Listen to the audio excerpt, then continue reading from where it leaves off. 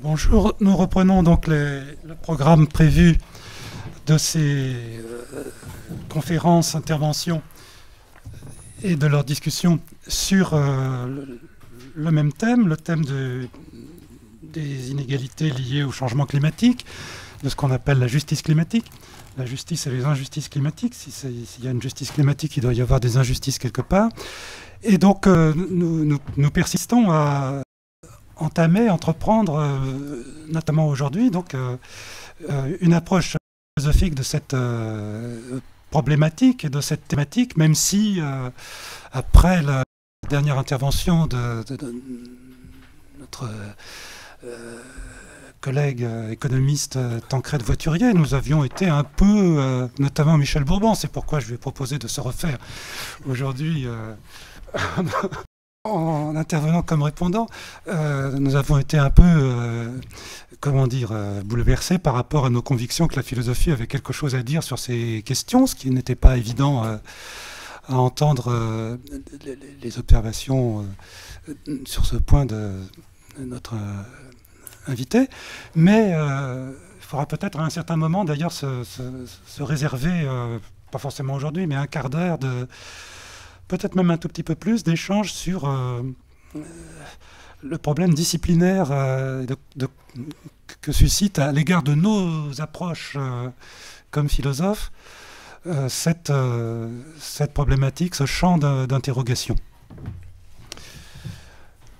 Plus que sur d'autres champs d'inégalité ou d'injustice, même si je persiste à penser qu'il n'y a pas de raison qu'il en soit ainsi.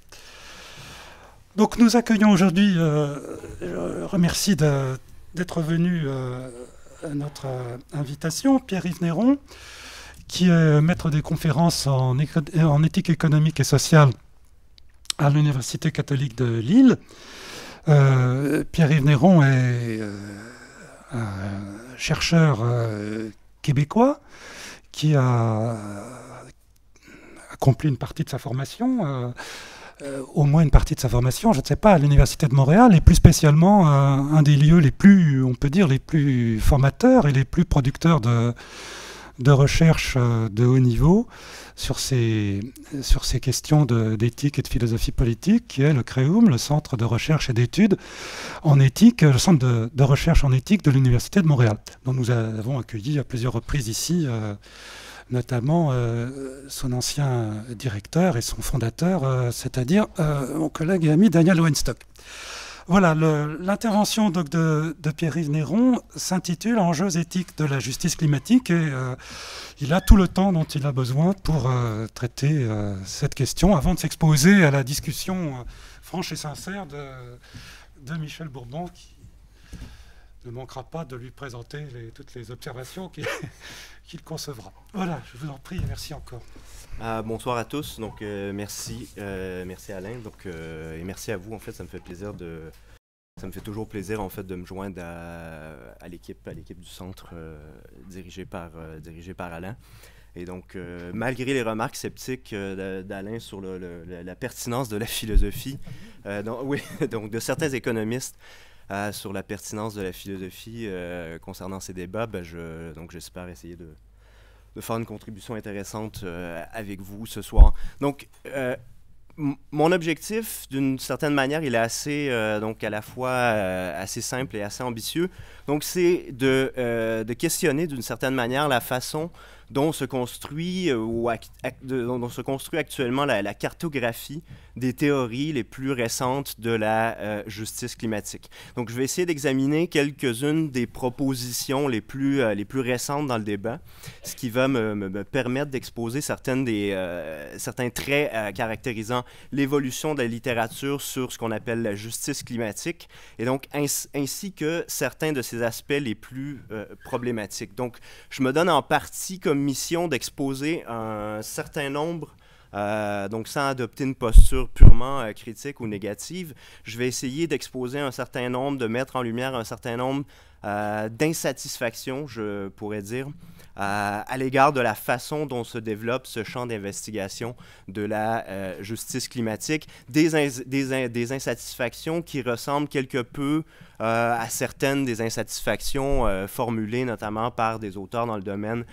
comme Dale Jamieson, mais également d'autres auteurs qui écrivent sur les théories de la justice en général, comme Jonathan Wolff. Donc, je vais essayer, donc l'objectif peut-être un peu plus positif aujourd'hui, la contribution peut-être un peu plus positive. Je vais essayer de tester peut-être l'utilité, la pertinence, la fécondité pour penser ces débats-là sur la justice climatique, d'une conception qu'on qualifie de relationnelle de l'égalité et de l'étude des inégalités. Donc, la notion de justice climatique telle que je la conçois et que je conçois son émergence sert à traduire un certain désir de prendre en considération la façon dont les changements climatiques émergent dans un contexte d'inégalités croissantes et multiples, ainsi que les différentes façons dont elles contribuent également à accentuer celle-ci. Donc ici, ce qui est important, et ça me semble être au cœur des discours sur la justice climatique, c'est le couple, donc émergence et accentuation.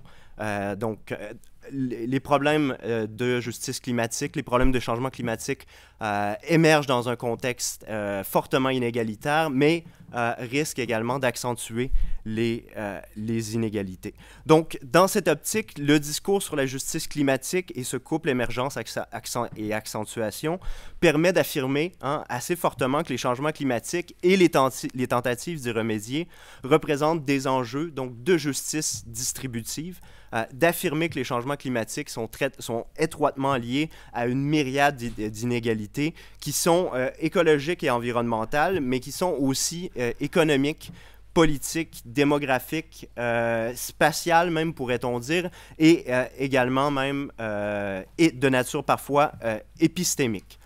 Donc ça, c'est une remarque que plusieurs auteurs dans le domaine ont fait. C'est quelque chose que plusieurs auteurs ont fait de manière, à mon avis, assez exemplaire. On pensera à des auteurs en France comme Catherine Larère et aux États-Unis comme Dale Jamieson.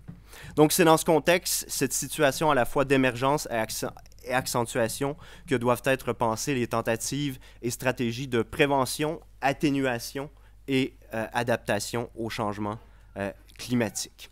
Donc, il me semble que c'est de cette façon et pour ces raisons-là que le langage de la justice climatique a émergé et qu'il a été approprié, qu'il a été mobilisé par un nombre croissant et assez important de militants, d'activistes, de groupes, d'organisations non gouvernementales. On se rappellera, par exemple, à la conférence sur le climat de Copenhague en 2009, que ce vocabulaire de la justice climatique a surgi de manière un peu spectaculaire, donc dans les débats publics réels, pourrait-on dire, par divers groupes pour, à mon avis, premièrement, donc traduire une insatisfaction grandissante à l'égard du vocabulaire du développement durable, donc du langage du développement durable, qui pourtant, malgré tout, affirmait depuis le rapport Brundtland en 1987, on le sait, le caractère fondamental des considérations d'équité dans la lutte au changement climatique. Deuxièmement, le langage, la mobilisation du langage de la justice climatique servait également à exprimer ce qu'on pourrait appeler une certaine rage climatique, pour reprendre une expression qui avait été utilisée en 2009. Donc, c'est-à-dire un ensemble, pourrait-on dire, un ensemble de revendications émanant de groupes déjà fortement désavantagés et se sentant donc doublement désavantagés d'une certaine façon par les tentatives de gérer les changements climatiques, pour utiliser un langage bien particulier. Qu'en est-il donc dans la littérature plus académique, en fait, de l'évolution de notre compréhension de la justice climatique et ses nombreux enjeux et la façon dont elle va de pair avec un ensemble assez complexe de questionnements et d'interrogations philosophiques. Donc, je me réfère ici aux travaux de Simon Caney, donc qui, dans un article tout récent, un article de 2014 à vrai dire, donc c'est tout chaud. Je crois même qu'il apparaît si je ne m'abuse. Donc Simon Keynes propose la distinction suivante entre deux grandes conceptions, selon lui, de la justice climatique. Donc, premièrement, il y aurait, selon lui, une conception de la justice climatique comme partage équitable des charges ou des responsabilités liées à la lutte au changement climatique. Donc, c'est ma traduction de ce qu'il appelle la conception de la justice climatique comme burden sharing. Conception of Climate Justice. Donc ça, c'est la première conception. Donc partage équitable, il faut trouver des moyens, des principes qui vont nous aider à partager de manière équitable les charges liées au changement climatique.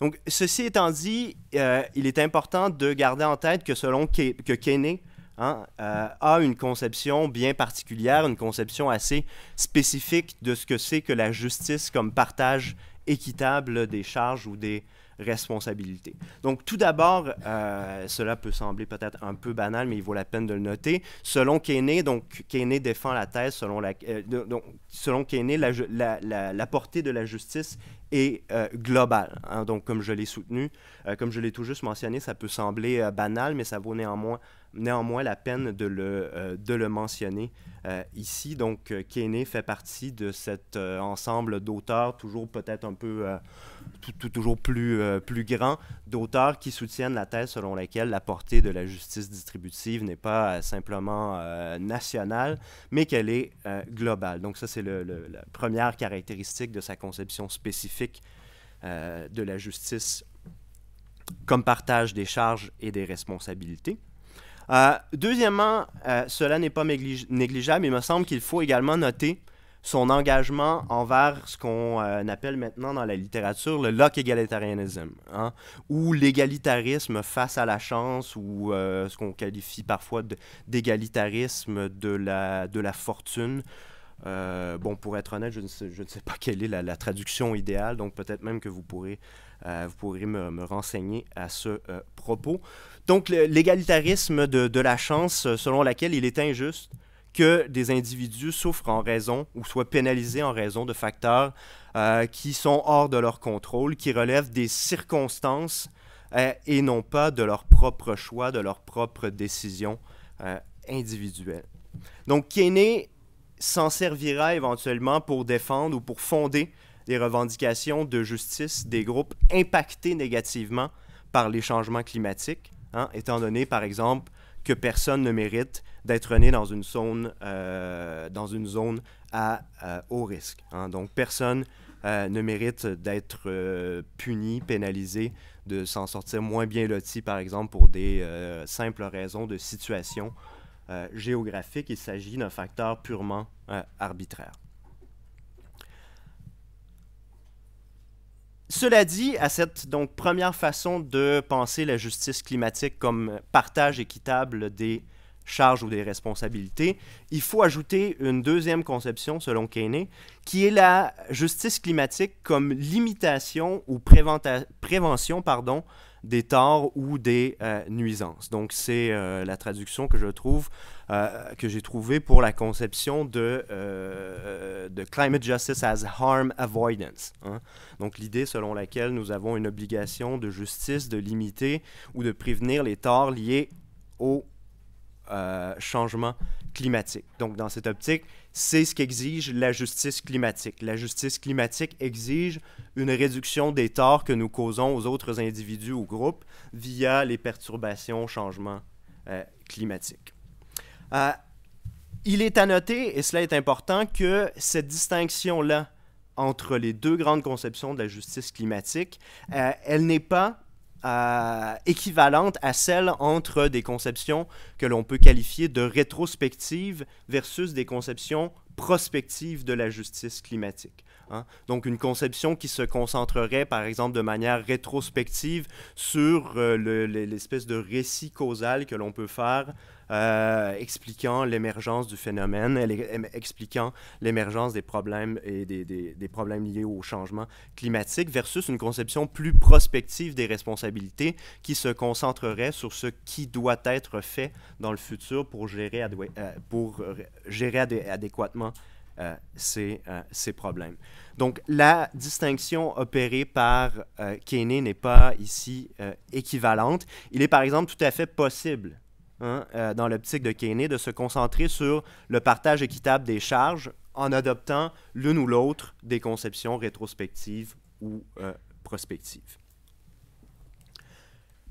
Cela dit, autre remarque importante, Keynes nous dit ensuite, et donc c'est une des thèses importantes qu'il soutient dans cet article-là, que présentement, la plupart des intervenants dans le débat sur la justice climatique ont eu tendance à se concentrer, à s'inspirer principalement de la première conception, celle du partage équitable.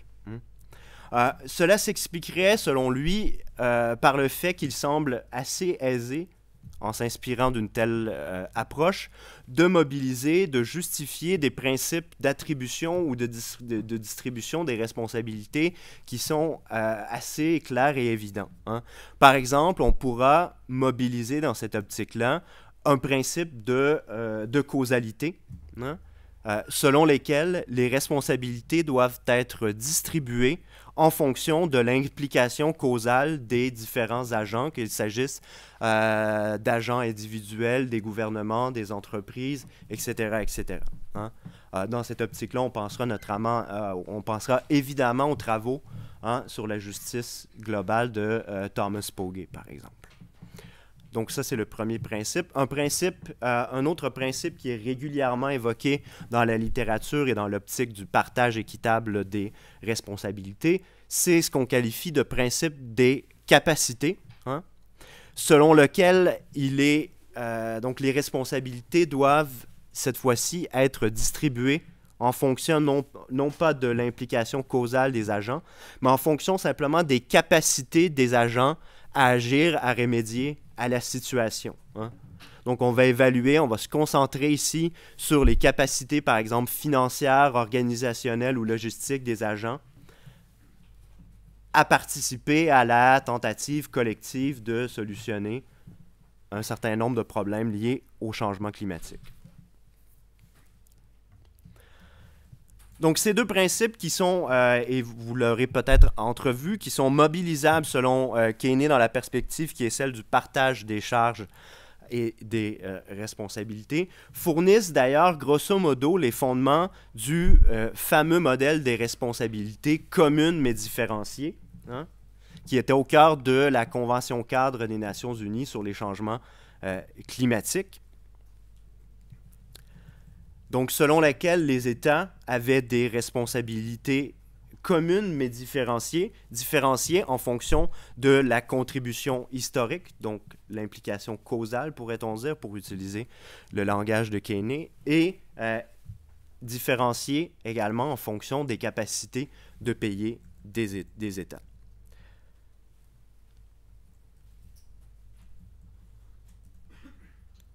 Donc, pour Keynes, si on a toutefois quelque peu négligé la deuxième conception de la justice climatique, donc elle est pourtant cruciale, car selon lui, elle permet en fait de penser différemment, de penser autrement l'attribution ou la distribution des responsabilités, notamment en se concentrant plus en plus explicitement sur la réduction des effets négatifs des changements climatiques sur les populations les plus pauvres ou les plus vulnérables. Donc, en fait, cette conception-là, donc cette deuxième conception-là, nous permet de nous concentrer, et c'est là un objectif central, selon Keynes, qui devrait être au cœur même de l'idée de justice climatique. Donc, elle nous permet de nous concentrer sur les conséquences négatives, potentiellement extrêmement dangereuses, voire même catastrophiques pour certains groupes des changements climatiques. Et donc, plutôt que de mettre en lumière un devoir de réduction des émissions de gaz à effet de serre, cette conception-là met l'accent plutôt sur un devoir d'organisation collective, donc un devoir de justice de s'organiser collectivement dans la prévention et la gestion des crises environnementale. Donc, dans cette optique-là, on pourrait même avoir l'impression que la justice climatique devient ici presque quelque chose comme une éthique des catastrophes. Cela dit, il vaut la peine de noter que certaines approches semblent s'inspirer de cette conception-là de la justice comme limitation des torts causés. Hein? On trouve par exemple chez Posner et Weisbach la thèse selon laquelle nos tentatives de limiter les torts causés par les changements climatiques doivent grosso modo répondre à l'exigence fondamentale qui est la suivante et qu'il convient d'appeler ce qu'on peut appeler la Pareto-optimalité internationale. Donc, dans cette optique-là, selon Posner et Weisbach, tout traité climatique doit satisfaire ce qu'on peut appeler une norme d'efficience au sens, en fait, assez technique du terme, au sens où un traité climatique doit améliorer la situation de tous sans qu'aucun des participants s'en sorte plus mal loti. Ou autrement dit, un traité climatique doit épuiser les possibilités d'améliorer le sort de certains sans diminuer le bien-être d'autres participants. Donc, on le devinera assez aisément dans cette optique-là. Hein, on aura tendance à traiter les changements climatiques comme une forme de ce que les économistes appellent une externalité négative, hein, c'est-à-dire un coût imposé à un tiers parti, hein, coût qui est imposé à un tiers parti sans être médiatisé par le mécanisme du prix. Donc, dans cette optique-là, les interactions de marché ont pour effet de nuire à des tiers partis sans que les coûts associés à cette nuisance-là soient internalisés dans le mécanisme du prix. Donc, pour Posner et Weisbach, il s'agit donc de faire en sorte que les grands émetteurs arrivent à internaliser leurs externalités négatives. Le résultat pourrait donc être considéré comme efficient et tous en sortent gagnants. Hein. C'est ce qu'un économiste et philosophe comme John Broome appelle l'option de l'efficience sans sacrifice. Cette approche a l'avantage, en fait, les deux avantages suivants selon Posner et Weisbach et aussi selon certains autres auteurs qui s'en inspirent, d'être donc premièrement, selon eux, la seule option réalisable car acceptable pour les pays les plus riches. Et deuxièmement, elle a pour avantage de mettre de côté les considérations rétrospectives, hein, pour se concentrer sur la limitation des torts, les limitations des torts et des nuisances, donc sur les urgences, les catastrophes environnementales. Hein. Donc, d'une certaine façon, cette approche-là aurait pour avantage de mettre de côté toutes les complexités liées, toutes les complexités qui sont associées au fait de construire une espèce le récit causal de l'émergence des problèmes environnementaux les plus importants de la planète. Donc, on met de côté ces considérations rétrospectives pour se concentrer sur ce qui doit être fait en vue de limiter les torts causés, en vue de réduire les nuisances. Ce qui s'avère évidemment particulièrement utile dans la tentative de gérer des situations qu'on peut qualifier de catastrophiques. Donc, il s'agit donc d'une façon de prioriser les plus démunis tout en motivant les plus riches, ou à tout le moins en évitant, pourrait-on dire, de fournir des incitations qui auraient pour effet pervers de démotiver les pays les plus riches. Bon, évidemment, cette manière de concevoir les choses ne va pas sans difficulté. Tout d'abord, l'adoption d'une conception qui est purement prospective de la justice comme limitation des torts est ambiguë et problématique. Donc, elle met de côté la possibilité, et ça, c'est quelque chose que l'on retrouve très régulièrement dans les discours sur la justice climatique. Donc, la possibilité que les groupes les plus favorisés, les pays les plus riches, aient une obligation de réparation, hein, pour les torts causés dans le passé, ce qui exige de se soucier des considérations qu'on peut qualifier de rétrospectives. Ensuite, deuxième problème, tout se passe comme si le recours ici à l'analyse en termes d'externalités négatives permettait de gommer les considérations d'ordre distributif pour se concentrer uniquement sur des considérations motivationnelles face à l'urgence de la situation. À mon avis, cela consiste à oublier que la notion même d'externalité négative peut être normativement très exigeante. Hein. Elle sert habituellement à identifier un tort injustifié qui est causé donc par les interactions économiques, en plus de signaler des défaillances assez importantes d'un arrangement institutionnel donné, dans ce cas-ci, les marchés économiques. Elle pourrait donc nous conduire, je le crois, à l'adoption de mesures, somme toute, assez exigeantes et drastiques, ce que John Broome appelle parfois l'option de l'efficience couplée avec des sacrifices importants. Donc, Keynes, lui, développe une approche qui est quelque peu différente. Donc, premièrement, en misant sur son égalitarisme de la chance, ou face à la chance, qu'il a défendu dans plusieurs travaux, il soutient qu'il est donc injuste que des populations se trouvent pénalisées en raison de leur position géographique, simplement en raison de leur position géographique, donc ce qui relève du hasard des circonstances. Cela, comme je l'ai mentionné, fait émerger des devoirs de justice des plus avantagés à l'égard des plus démunis, qui sont thématisés comme des devoirs de réduction des émissions. Donc ça, c'est la partie, pourrait-on dire, distribution équitable du fardeau de son approche.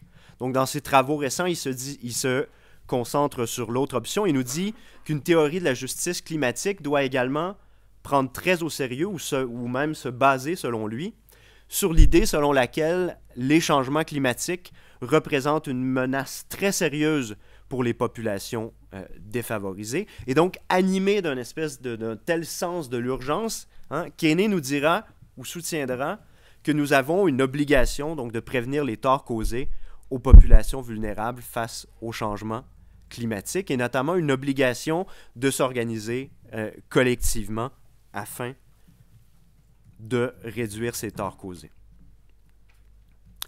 Donc, selon lui, une telle attribution des responsabilités diffère des principes de causalité et de capacité, car elle se fonde non pas à un appel à une distribution équitable des charges et des responsabilités, mais également sur un engagement donc à éviter les catastrophes environnementales.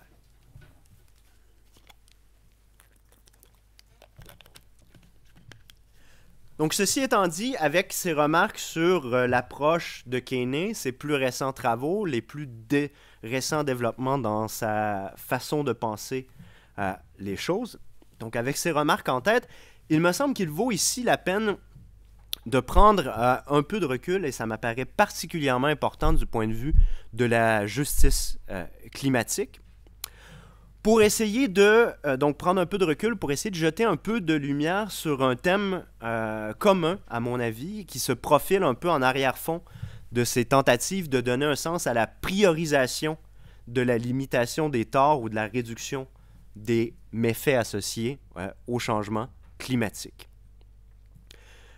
Donc l'idée que j'ai en tête, c'est la suivante, c'est que de la façon dont les débats sur la justice climatique évolue, notamment chez Keynes, on peut assez aisément avoir l'impression que bon nombre d'auteurs semblent un peu moins animés par un souci égalitariste, et peut-être même, certains diront, un peu plus traditionnel.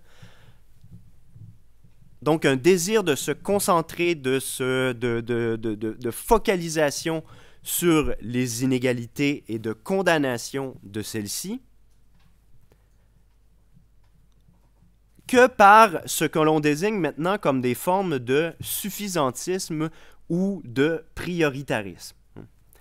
Soit dit en passant, je m'inspire ici de certaines remarques, habiles remarques, formulées par Karine Fourie dans un article de 2012, si je ne m'abuse. Et elle fait ces remarques-là, en fait, concernant l'évolution des débats sur la justice distributive en général.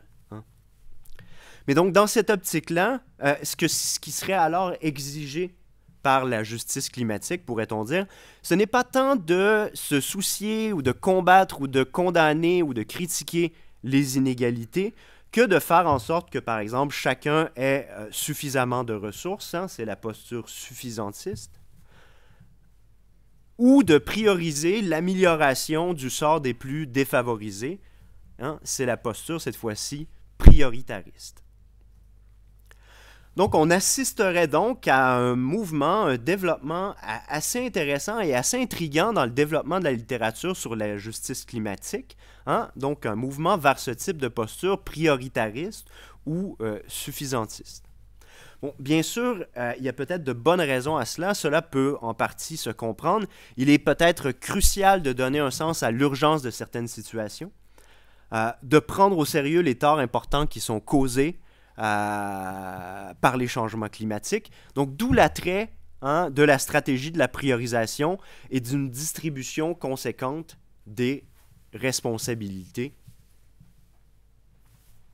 comme ce que l'on retrouve dans les travaux récents de Kenney, et d'où l'idée, en fait, ce que j'ai suggéré tout à l'heure, de la justice climatique comme étant, grosso modo, quelque chose comme une éthique des catastrophes ou de la gestion des catastrophes.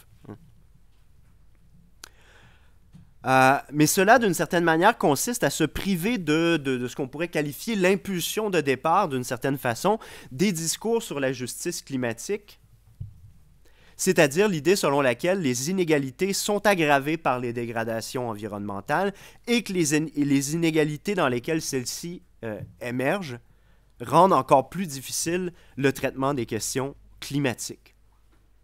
Également, deuxième problème, cela consisterait également à oublier, mettre de côté ou gommer quelque peu le fait que les stratégies même de priorisation se construisent également dans un contexte fortement inégalitaire, ce qui semble, comme je l'ai mentionné, quelque peu négligé par Kenney.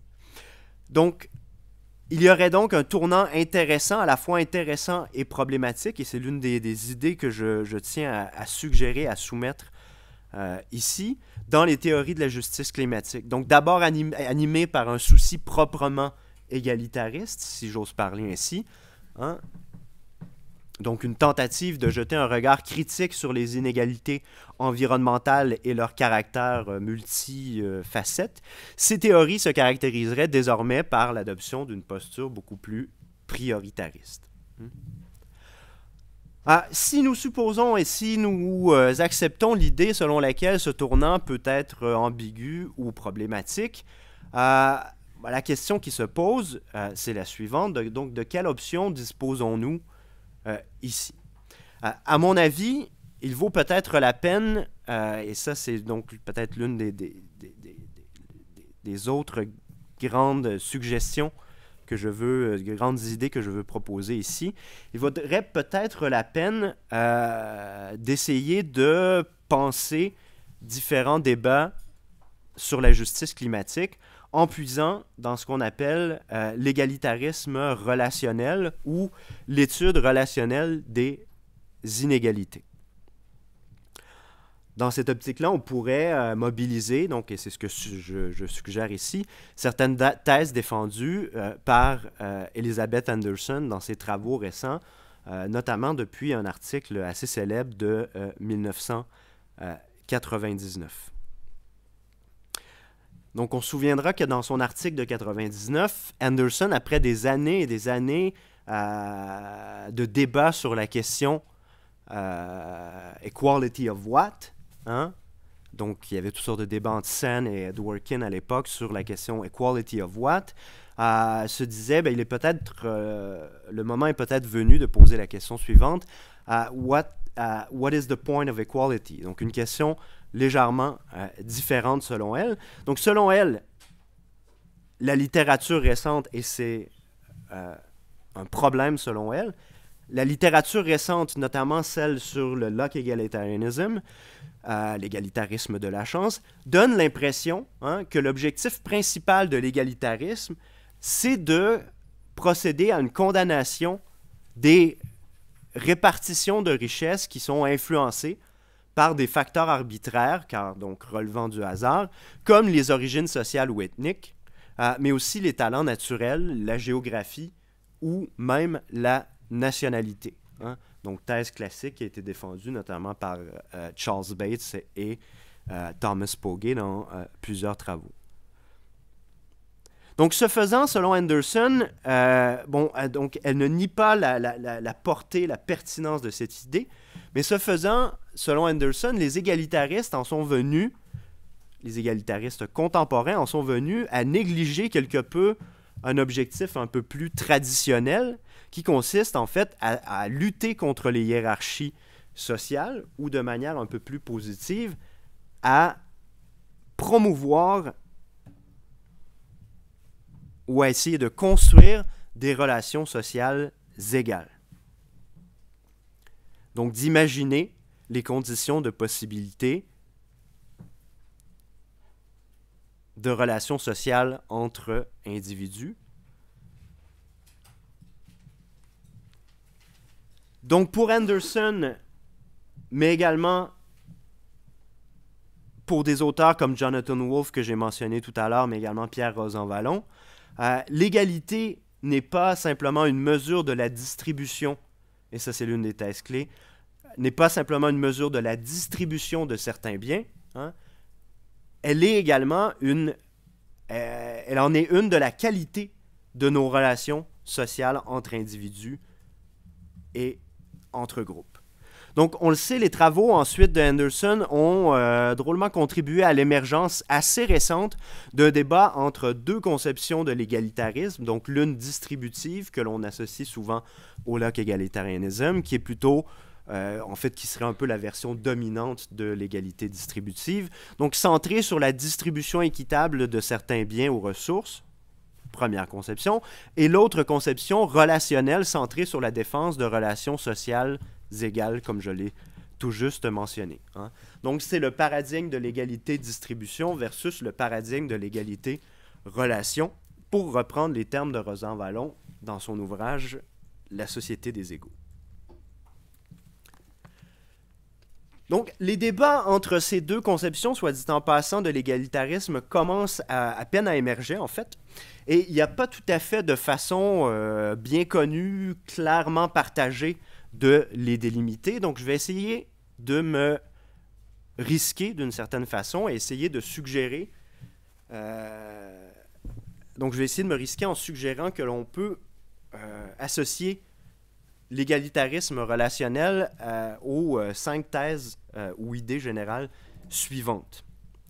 Donc, premièrement, dans l'optique de l'égalitarisme relationnel, la distribution même très égale des ressources ou des richesses n'est pas une fin en soi, mais toujours un outil de l'égalité. Donc, c'est la raison pour laquelle Anderson se demandait, mais what's the point of equality? Hein? Et pour elle, the point of equality, les raisons de notre engagement en faveur de l'égalité, hein, c'est de maintenir, c'est la capacité, la possibilité de maintenir des relations égales, de se comprendre comme des égaux. Donc, ultimement, la distribution des ressources sert à promouvoir des relations égales ou à protéger la possibilité de se comprendre comme égaux. Deuxièmement, deuxième thèse générale, c'est l'idée générale, peut-être même qui peut sembler banale, mais néanmoins importante, selon laquelle les inégalités doivent être comprises comme surgissant dans des réseaux complexes de relations sociales, notamment entre groupes. Et ce sont précisément ces interactions complexes, ces réseaux complexes que j'ai appelés les réseaux complexes de relations sociales, qui représentent les principales sources d'inégalité. Donc cette façon de voir les choses correspond mieux, selon les tenants d'une approche relationnelle, correspond mieux à la façon dont surgissent les sentiments d'injustice en comparaison avec la lutte contre ce qu'on qualifie parfois de l'injustice cosmique qui semble animer l'égalitarisme de la chance. Troisième thèse clé, ou troisième idée clé, c'est l'idée selon laquelle la conception relationnelle semble s'arrimer un peu mieux au discours réel des mouvements égalitaristes, que ce soit les mouvements féministes, les mouvements de travailleurs, etc. Et il se peut que ce soit également le cas avec les mouvements dont le discours est centré sur la justice climatique. Bon, bien sûr, certains auteurs rejetteront, c'est le cas de Caspar Lippert Rasmussen, par exemple, dans un article récent sur le sujet, rejetteront même la pertinence d'une telle idée et soutiendront qu'une théorie égalitariste de la justice n'a pas nécessairement à s'arrimer au discours réel des mouvements égalitaristes, que ce soit féministes ou les revendications, les groupes centrés sur les revendications des travailleurs. Quatrièmement, donc d'un point de vue relationnel, il est crucial de noter que les institutions ou la façon dont nous organisons nos principales institutions vont avoir pour effet de traiter les individus et les groupes d'une certaine manière, et les acteurs œuvrant au sein de ces institutions vont également manifester certaines attitudes et certains comportements, et que ces formes de traitement, ces attitudes ou ces comportements importent d'un point de vue égalitariste et importent d'une manière telle, d'une manière qui ne se réduit pas à une simple question de distribution équitable des ressources ou des biens. Cinquièmement, dans l'optique relationnelle, l'égalitarisme, et c'est une thèse à mon avis assez bien développée par Jonathan Wolff, l'égalitarisme ne se réduit pas à un ensemble de principes visant à guider une juste distribution, mais il correspond plutôt, on devrait plutôt l'associer à un ensemble assez complexe de valeurs qui sont compatibles avec la promotion et le maintien de relations égales entre les individus et les groupes. Ce qui est important ici, c'est qu'il y a, dans l'optique relationnelle, une prise de distance qui est assez importante à l'égard de la focalisation, ou certains diront de la surfocalisation, sur la tentative de trouver des principes, parfois peut-être un peu trop abstraits, de distribution équitable des ressources.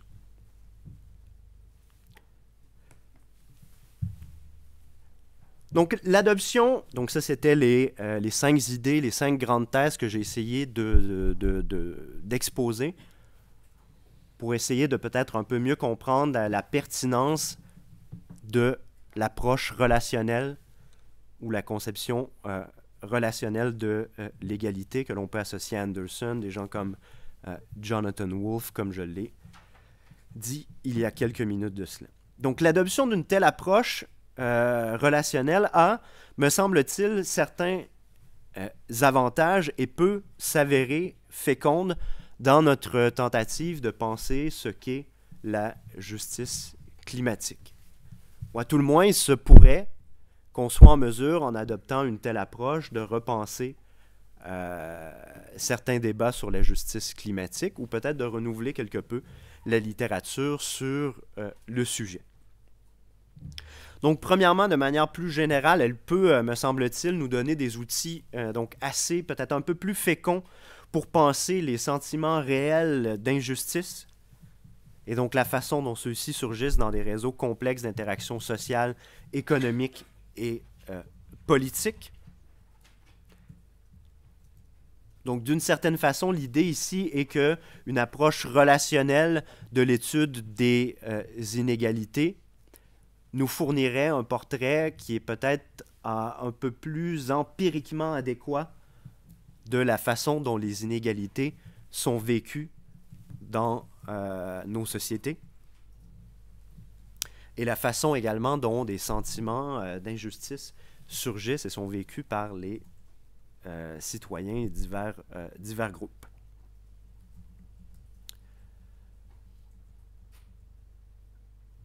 Par exemple, si nous prenons le cas L'exemple de la réaction des pays riches qui refusent les sacrifices dans la lutte au changement climatique. Hein. Donc, cette réaction de refus des sacrifices peut sans doute être comprise comme étant une forme d'inéquité distributive, mais elle est également ressentie, à mon avis, comme une forme d'arrogance, voire même de mépris, par plusieurs groupes, par plusieurs individus, ce qui explique, encore une fois, les nombreux ressentiments et les nombreux sentiments d'injustice.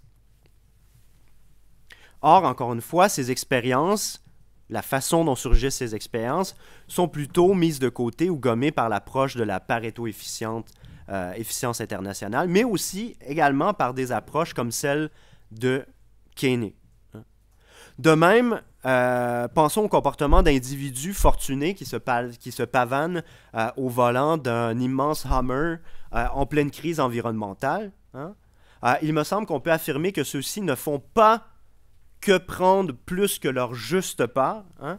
Bien entendu, ils revendiquent une plus grande part des émissions de gaz à effet de serre, part qu'ils vont avoir tendance à refuser à d'autres. Mais en faisant une telle chose, ils expriment des formes d'arrogance, d'élitisme également, qui sont incompatibles avec l'idée selon laquelle nous pouvons nous comprendre tous comme égaux.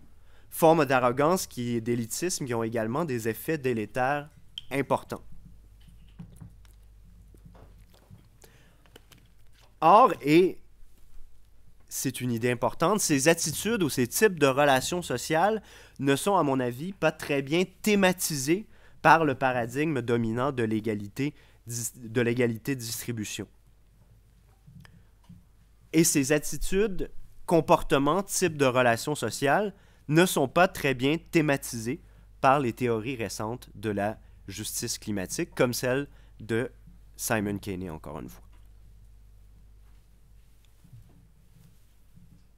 Ensuite, l'égalitarisme relationnel, à mon avis, nous fournit des outils pour réaliser la tâche suivante.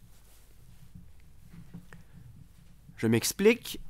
J'ai déjà mentionné précédemment que le traitement des inégalités que l'on retrouve dans certains travaux récents sur la justice climatique est en fait étonnamment peu exigeant dans la mesure où il est beaucoup moins centré sur une critique et une condamnation des inégalités que sur l'amélioration du sort des plus désavantagés. Hein? Donc, c'est ce que j'ai qualifié de posture prioritariste.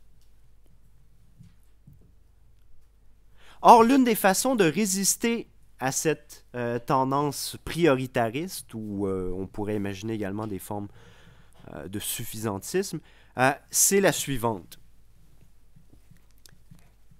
C'est de mobiliser une distinction importante, à mon avis, quelque peu négligée, entre encore une fois différentes formes d'égalitarisme, entre une forme d'égalitarisme que l'on qualifie de déontique, donc l'égalitarisme déontique, selon laquelle les inégalités sont injustes. Hein, donc si on peut condamner les inégalités, c'est parce que les inégalités sont injustes ou contraires à l'équité. Donc ça, c'est une première partie de la distinction. Deuxième partie de la distinction, donc on peut distinguer cela d'une forme d'égalitarisme que l'on peut qualifier de télique. Hein.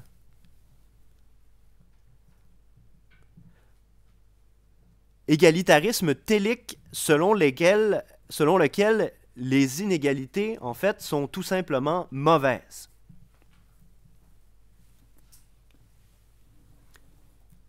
J'emprunte cette distinction-là à un certain nombre d'auteurs, mais notamment, je me base notamment sur les travaux de Martin O'Neill.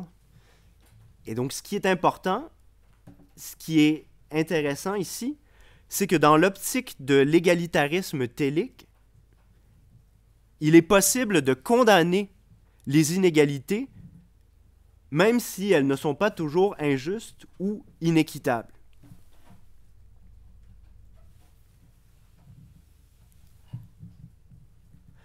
Or, à mon avis, l'égalitarisme relationnel, et c'est l'une de ses forces, est en mesure de donner un sens à ce que j'ai qualifié d'égalitarisme télique, précisément parce qu'il prend des distances assez importantes, comme je l'ai mentionné tout à l'heure,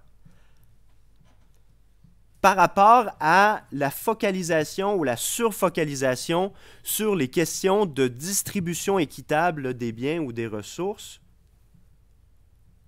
et par rapport également aux tentatives, en fait, de trouver, encore une fois, des principes qui vont gouverner ces distributions équitables ou qui devraient gouverner la distribution équitable de biens, de ressources, mais également des charges et des responsabilités. Donc, dans l'optique relationnelle, les inégalités, bien sûr, sont mauvaises car elles minent la possibilité pour les groupes et les individus de se comprendre comme égaux. Ce qui ouvre la voie, à mon avis, donc, à une condamnation un peu plus multifacette des inégalités. Donc, détournant ainsi le centre d'attention, et encore une fois, j'insiste là-dessus, de l'unique question de la distribution équitable et des principes devant guider celle-ci. Donc, la condamnation relationnelle ou la critique relationnelle de l'inégalité ou des inégalités donc, ne priorise pas nécessairement les plus démunis, en grande partie parce qu'elle ne conduit pas à une individualisation des situations, ce qui semble, à mon avis, être l'une des principales difficultés auxquelles est confronté l'égalitarisme de la chance. Donc, car dans l'optique de l'égalitarisme relationnel, l'inégalité définit un état social et produit des effets qui corrompent la société tout entière. Comme le dit encore une fois Pierre Rosanvallon dans La Société des égaux.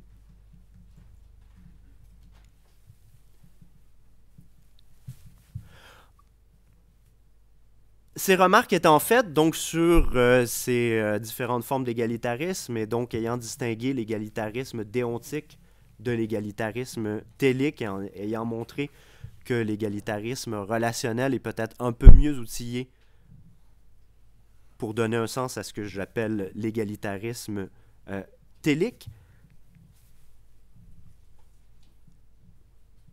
j'aurais tendance à défendre l'idée selon laquelle il me semble que les théories de la justice climatique ont besoin de quelque chose comme l'égalitarisme télique. En adoptant ce genre de posture, nous sommes en mesure, à mon avis, de mieux thématiser les effets délétères des inégalités, le fait qu'elles ont tendance à être socialement corrosives, mais qu'elles sont, et ça, c'est une idée qui était au cœur au départ des discours sur la justice climatique, mais qu'elles sont également corrosives d'un point de vue environnemental. Dans cette perspective d'inspiration télique et relationnelle, on sera, et cela m'apparaît particulièrement important, on sera plus à même, ou on sera en mesure un peu plus aisément de condamner et de critiquer les inégalités pour, par exemple, des raisons un peu plus instrumentales. En misant sur l'idée selon laquelle les inégalités, par exemple, nuisent à tout le monde, ce qui a l'avantage, évidemment, et donc ce sont des remarques qui reviennent régulièrement, mais ce qui a l'avantage d'avoir une certaine force motivationnelle et politique. Donc, c'est l'une des forces, à mon avis, de ce que j'appelle l'égalitarisme télique et d'inspiration relationnelle. Donc, la capacité de mettre en lumière les effets délétères, les effets corrosifs des inégalités sur la société dans son ensemble et de donner un sens au slogan selon lequel les inégalités nuisent à tout le monde, ont des effets négatifs, pervers sur les santé des populations, sur la gestion des problèmes environnementaux, etc., etc. Ce que l'égalitarisme que je qualifie de déontique n'est pas tout à fait en mesure de réaliser. Dans la mesure où si on arrive à montrer, par exemple, aux théoriciens de l'égalitarisme de la chance, que certaines inégalités sont alors tout à fait justes ou équitables, puisque basées sur les choix des individus ou les choix même de certains groupes, pourrait-on dire. Donc, le tenant de l'égalitarisme déontique n'aura qu'à tolérer ces inégalités, parfois assez impressionnantes. Donc, ceci étant dit, une fois que j'ai mentionné, j'ai soutenu l'idée selon laquelle les théories de la justice climatique ont, à mon avis, besoin de quelque chose comme l'égalitarisme télique. Il me semble aussi important de noter qu'il y a au fond déjà quelque chose de l'égalitarisme télique ou d'inspiration télique dans les revendications formulées par les mouvements, les groupes utilisant le langage de la justice climatique. Donc la condamnation des inégalités que l'on retrouve dans le discours environnementaliste contemporain, à mon avis, n'est pas animée que par une quête quasi obsessionnelle, diront certains, de principes devant guider une distribution équitable des charges et des responsabilités, mais également des bénéfices de la vie en société, mais par une critique un peu plus générale de la myriade d'inégalités dans laquelle la question des changements climatiques se pose. Donc, au fond, ce genre de thèse-là serait déjà un peu présent, implicite, en arrière-fond, dans les discours centrés sur le vocabulaire de la justice climatique.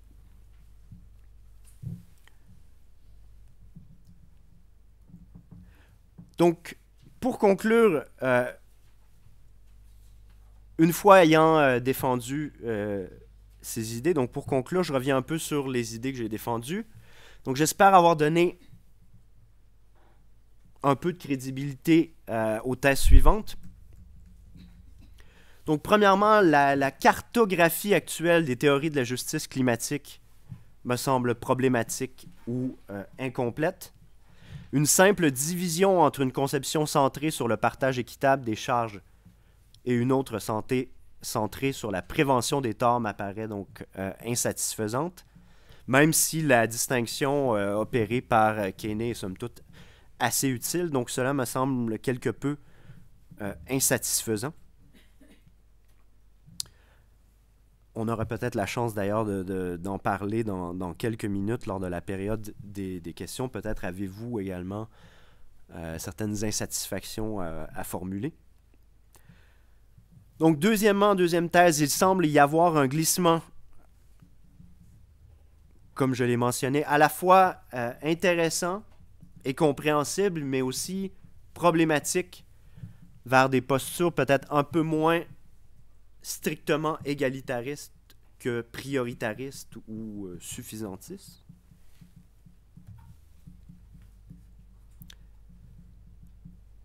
Et troisièmement, donc, il me semble peut-être fécond de recourir donc à ce que j'ai qualifié ici d'études relationnelles des inégalités,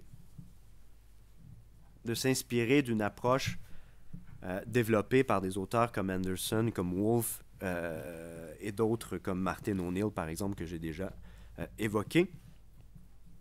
Donc, une telle approche permet peut-être un peu mieux de thématiser des formes d'injustice réelles vécues qui sont peut-être un peu moins bien thématisées par les théories dominantes actuelles, plutôt inspirées par le paradigme de l'égalité-distribution.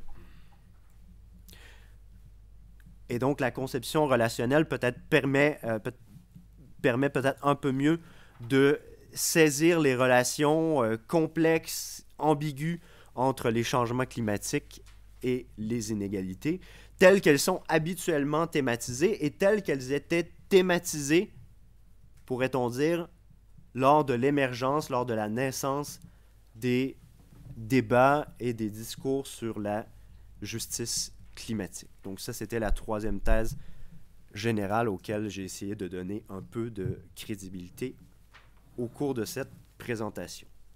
Sur ce, je vous remercie.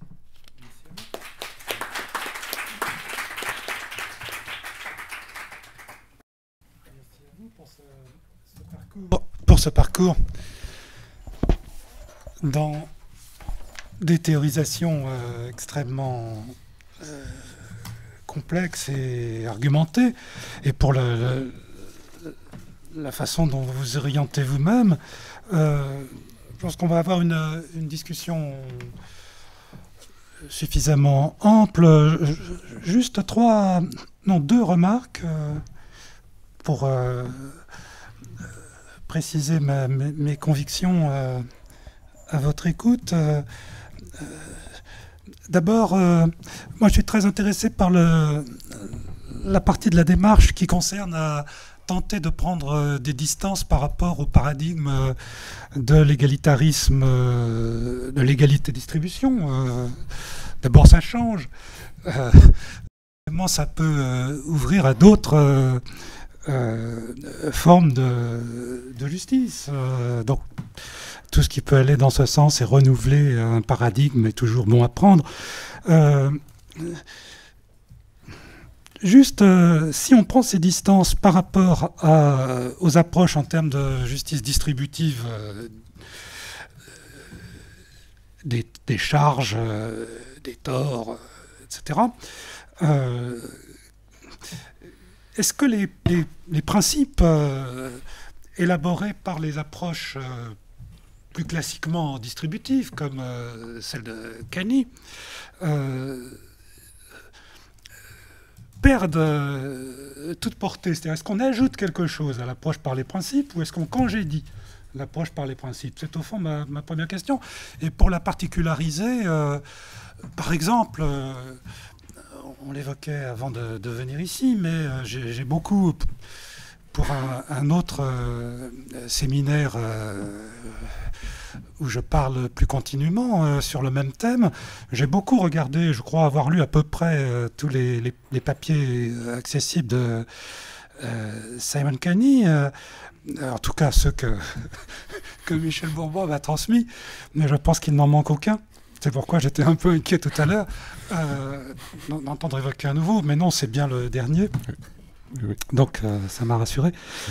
Pas avoir envisagé d'y passer la journée de demain, c'est toujours ça. Par rapport à l'élaboration que cet auteur pratique de principes comme celui qui a l'avantage d'avoir une signification intuitivement représentable pour nous dans le débat plus large que nous avons comme citoyens, nous pouvons avoir en tout cas, ou l'intérêt que nous pouvons y porter, plutôt que comme technicien de la philosophie politique. Le principe pollueur-payeur, par exemple, qui a l'avantage d'avoir une intuitivité. Bon, alors après, on peut discuter, Kani discute la pertinence, la portée. Michel nous en a déjà parlé. J'en ai parlé aussi dans ce séminaire-là. Kani essaye de réinscrire ce principe dans une batterie d'autres principes qui lui donnent sens avec un dispositif très, très subtil. Que je n'évoque pas ici. Alors, dans le changement de paradigme que vous évoquez, ceci disparaît-il ou est-il relativisé, mais en conservant une pertinence? Première question que je voudrais éclairer par rapport à votre démarche. Et puis, ma deuxième question est plus explicative. Si on enregistre un glissement, comme vous l'avez dit dans votre conclusion, résumant vos trois proposition, si on enregistre un glissement vers des postures plus prioritaristes ou suffisantistes que strictement égalitaristes, selon vous, à quoi est-ce dû? C'est-à-dire, est-ce que c'est simplement une espèce de lassitude à l'égard de l'amoncellement de théories de la justice de type égalitariste, où on a l'impression que tous les coups ont été un peu joués? Est-ce que c'est dû à cela? Est-ce dû, plus vraisemblablement, je pense, plus sérieusement, mais enfin la lassitude peut exister aussi, est-ce dû au champ dont il s'agit, c'est-à-dire aux questions de justice climatique, qui induirait plutôt cet autre paradigme que le paradigme égalitariste? Est-ce dû à autre chose encore?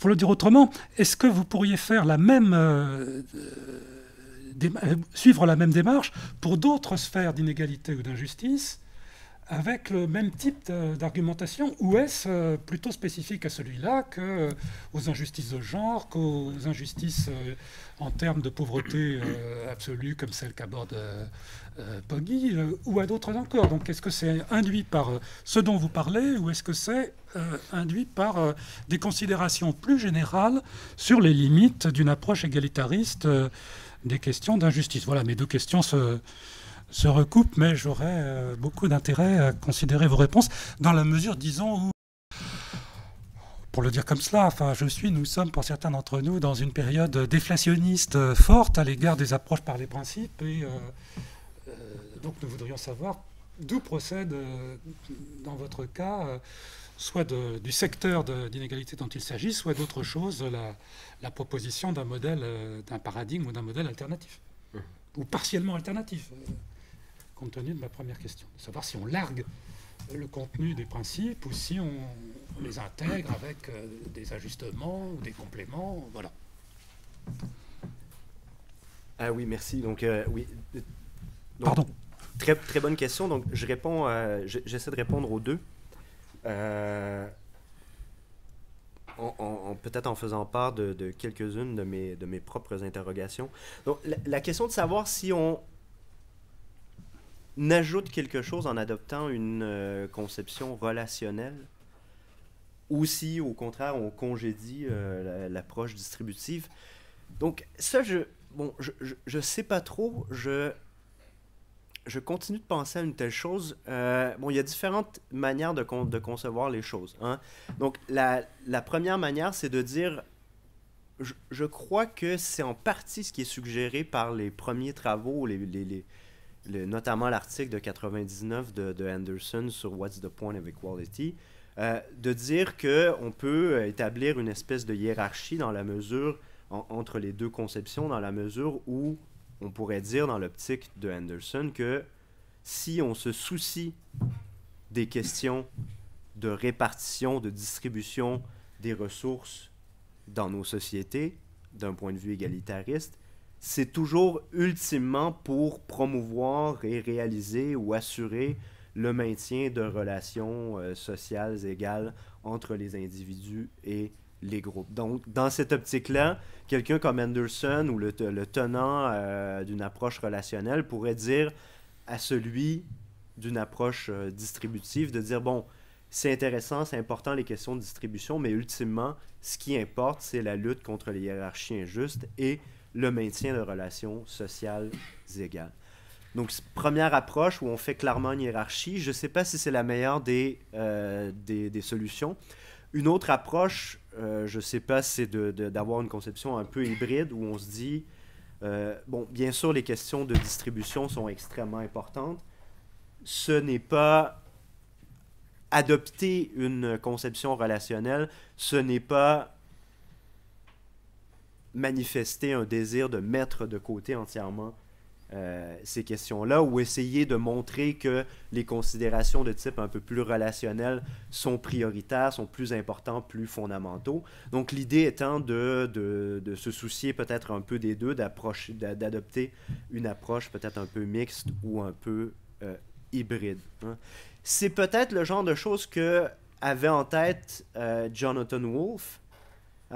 Donc ce que j'aime bien avec Wolff, et j'aurais tendance à être d'accord avec lui, c'est que Wolff a dans quelques articles, notamment un de 97 et un récent de 2010, je crois, donc fait part de certains de ses états d'âme, en fait, et d'un certain nombre, un nombre assez élevé d'insatisfaction à l'égard de l'égalitarisme contemporain. Et donc, Wolff nous dit, au fond, on en est devenu obsédé par la question de la distribution équitable des ressources, et obsédé par la question, par la tentative de formuler des principes qui sont toujours plus raffinés. Mais parfois, on a l'impression également, selon Wolff, selon quelqu'un comme Wolff, que cela nous conduit à adopter un niveau de réflexion qui est parfois en fait ridiculement sophistiqué et ridiculement abstrait, qui est assez peu parlant par exemple pour les politiques, mais également pour les mouvements égalitaristes réels, contemporains, ce genre de choses-là. Donc, tout se passe un peu comme si chez Woolf, cette prise de distance-là était assez saine, en fait, hein, qu'elle permettait aux égalitaristes contemporains de respirer un peu, et aussi, et cela est important pour Woolf, de renouer avec une posture peut-être un peu plus traditionnelle, une posture qui aurait inspiré, par exemple, bon nombre de socialistes au 19e et au 20e siècle. Donc, Woolf nous dit qu'il faut prendre des distances par rapport à cette obsession-là de la formulation de principes de justice. Ce n'est pas que cela, l'égalitarisme. Hein? Donc, Woolf, ensuite, nous dit, et bon, peut-être la formulation est peut-être pas tout à fait adéquate ou un peu douteuse, Woolf nous dit, au fond, l'égalitarisme, ce n'est pas que de se référer à un ensemble de principes, mais c'est de se référer à ce qu'il appelle un ethos, hein, un ethos égalitariste. Donc, ça diffère quelque peu de ce qu'a en tête Jerry Cohen, par exemple. Mais donc, pour quelqu'un comme Woolf, être égalitariste, donc ce n'est pas que essayer de formuler des principes comme le principe de différence, par exemple, chez Rawls. C'est essayer de se référer de manière cohérente à un ensemble assez complexe de valeurs, mais également d'attitudes, de comportements et de vertus qui sont compatibles avec la promotion de relations sociales égales. Et ça, il me semble que d'une certaine façon, c'était un geste assez sain de la part de Woolf, à tout le moins pas inintéressant. Hein? Et ça serait compatible avec quelque chose comme une approche un peu hybride. Donc, on ne congédie pas nécessairement les principes, comme vous l'aviez mentionné, mais on essaie de prendre un peu de distance, ce qui, selon Woolf, serait assez sain. Deuxième question concernant le glissement vers le prioritarisme. Donc, excellente question. En fait, j'avoue que ça me trouble un peu d'une certaine manière.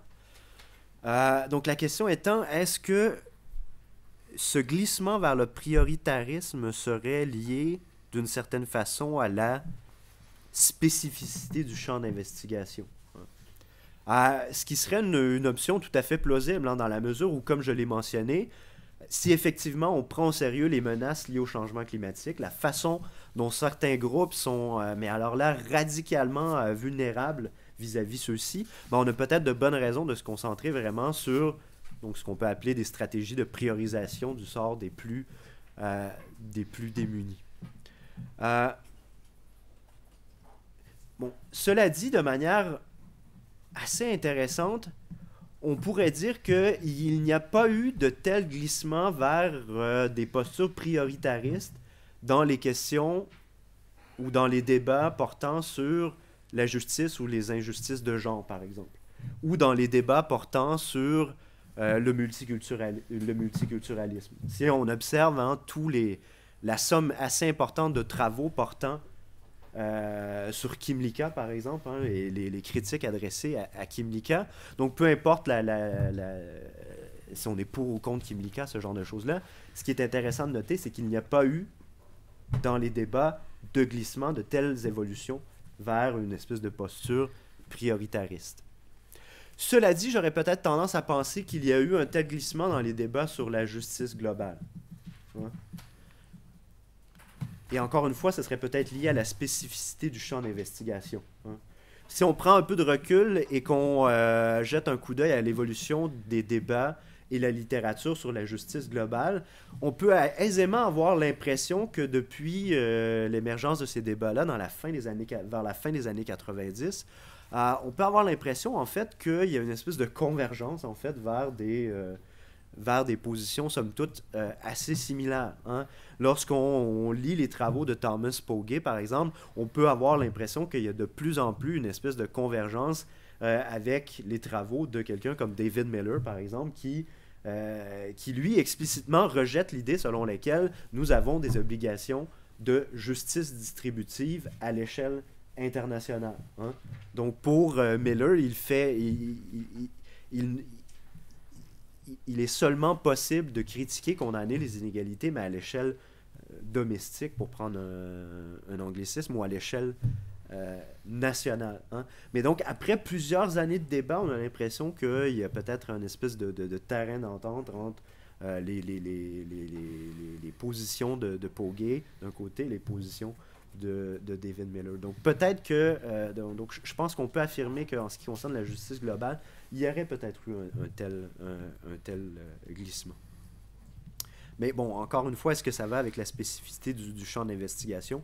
Peut-être. Ce que j'ai essayé d'exposer ici, de bien mettre en lumière, c'est le fait que ce glissement-là était problématique, en fait, si on prend en considération le fait qu'au départ, donc le discours sur la justice climatique a émergé parce qu'on voulait prendre au sérieux le fait que les changements climatiques émergent dans un contexte profondément inégalitaire et que les changements climatiques contribuent à accentuer les inégalités. Et c'est comme si, au fur et à mesure où on évoluait dans les débats, mais on s'éloignait un peu de cette espèce de, de sagesse de départ, peut-être.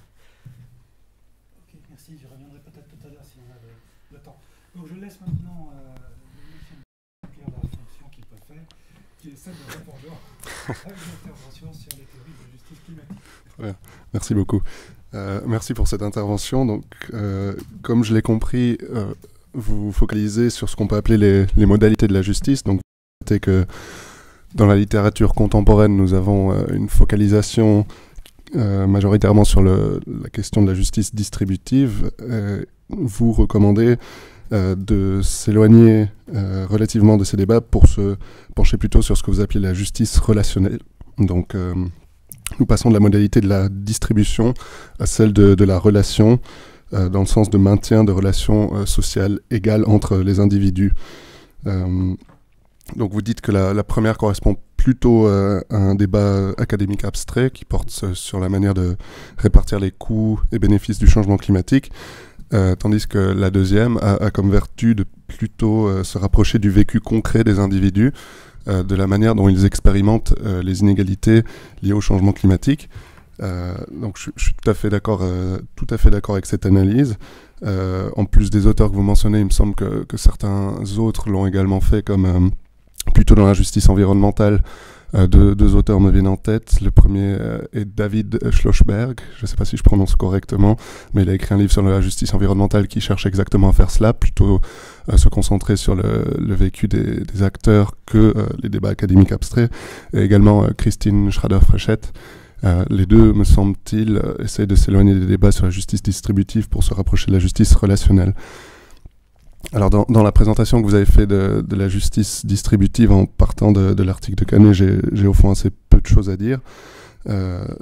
Juste une question peut-être sur ce que vous avez dit de l'approche de Posner et Weisbach. Donc, vous voyez là une sorte d'illustration de la deuxième approche possible en termes de justice distributive climatique, à savoir non plus l'approche qui se focalise sur le partage des responsabilités, mais plutôt l'approche qui se partage sur la limitation des nuisances ou la réduction des tares. Et je me demandais si ces auteurs qui ont co-rédigé un livre qui s'appelle Climate Change Justice récemment et qui a soulevé beaucoup de débats dans les cercles philosophiques, je me demandais si cette approche correspondait vraiment à ce type de conception, de limitation des nuisances, dans le sens que il me semble que Posner et Weisbach ne recherchent pas vraiment à éviter l'émergence d'un changement climatique catastrophique, mais plutôt à rechercher une approche qui serait réaliste, plutôt à essayer de formuler des recommandations politiques qui seraient acceptables pour l'ensemble des acteurs. Donc, comme vous l'avez dit, pour ces auteurs, l'important est que le prochain traité climatique soit acceptable pour chacun des acteurs, dans le sens où tous les États du monde percevront un bénéfice à signer cet accord. Et il me semble que dans ce type d'approche, nous n'avons aucune garantie du fait que le changement climatique catastrophique pourra être évité, étant donné que ce qui est mis au-dessus de tout, ce n'est pas la recherche de l'évitement de l'émergence d'un changement climatique catastrophique, mais plutôt d'une solution réaliste. Donc comment est-ce que vous voyez, selon vous, la possibilité de lier ces deux approches ? Ce serait la seule question que j'aurais sur la première partie. Pour en venir à la deuxième partie, très brièvement, Donc, en plus de la question des principes, ce qui m'est venu en tête, c'est la formulation des solutions que pourrait proposer votre approche relationnelle. Donc, vous avez beaucoup accentué, à raison, la question de la critique et de la condamnation des injustices climatiques. Lorsqu'on part de cette approche relationnelle, la question serait plutôt, d'une fois que l'on a critiqué et condamné les nouvelles injustices climatiques qui émergent grâce à cette approche, est-ce que cette approche nous permet également d'envisager des nouvelles solutions pour réduire les émissions de gaz à effet de serre? Autrement dit, est-ce qu'on peut trouver également un côté plus pratique qui viendrait en complément par rapport à l'apport théorique que vous avez bien mis en évidence?